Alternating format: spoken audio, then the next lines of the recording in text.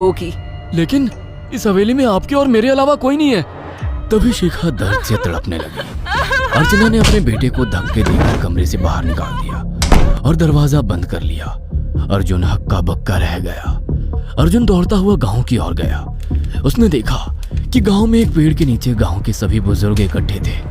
उनके हाथों में जलती हुई मशालें थीं। अर्जुन उनके पास पहुंच गया और बोला, मेरी मदद कीजिए, मेरी बीवी को प्रेगनेंसी दर्द हो रहे हैं। आप प्लीज किसी दाई को बुला लीजिए, जितना पैसा चाहिए देने को मैं तैयार हूँ। तभी उसके कानों में गांव के सरपंच की आवाज टकराई। बेवकूफ लड़के, तू अपनी बीवी को एक डायन के यहाँ पर मरने के लिए छोड़ आया। क्या कहना चाहते हैं आप? आप जानते हैं आप क्या कह रहे हैं? वही जो तू सुन रहा है। तेरी माँ एक डायन है। इन गांव वालों के हाथों में जो मशाले देख रहा है ना, हम तेरी ही हवेली में आग लगाने जा रहे थे। तेरी माँ ने इस गांव में ना जाने कितने नौजवानों को मार कर खाया है। तेरी माँ एक डायन है। लगता है आपका दिमाग खराब हो गया है। आप जानते भी हैं मैं कौन हूँ? हाँ, मैं जानता हूँ। तू ठाकुर धीरेन्द्र प्रताप का बेटा है। तेरे पिता को शक हो गया था कि तेरी माँ एक डायन है, इसीलिए उन्होंने तुझे हमेशा उससे दूर रखा। पहले तेरी माँ ने तेरे पिता को मारा और धीरे धीरे करके वह हवेली के सारे नौकरों को मार कर खा गई और फिर गांव वालों को भी मारने लगी।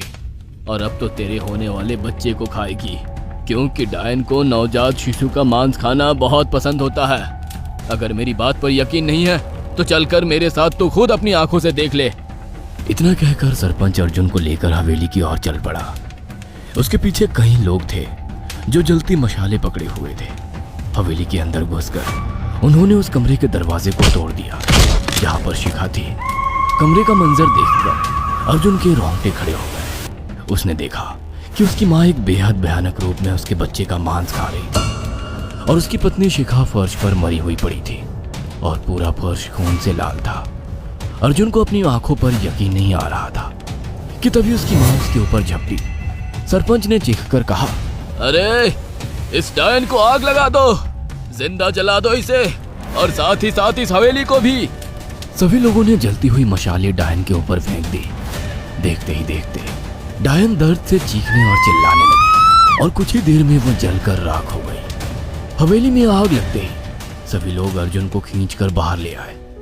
अगले दिन अर्जुन अपनी पत्नी की यादें साथ लेकर आंखों में आंसू लिए दोबारा लंदन वापस चला गया।